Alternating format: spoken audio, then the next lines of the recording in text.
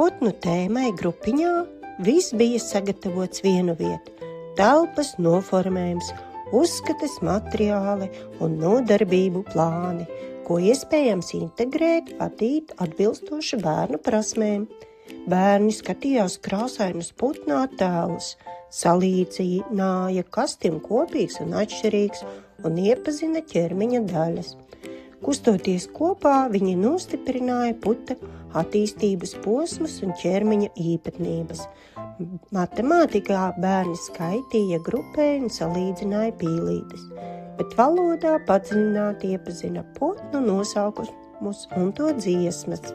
Nedēļā klausījāmies arī pasaku par drosmīgo zvirbulēnu čiriku, runājām par emocijām un morāli, apguvām burtu P, darbojamies darba lapās, radošajos darbos, sensorajās rotaļās.